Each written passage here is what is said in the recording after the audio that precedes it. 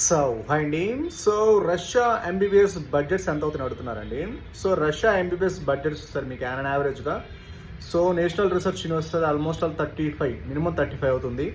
ఇంకా federal university అయితే based on యూనివర్సిటీని బట్టి 30 to 35 అవుతుంది.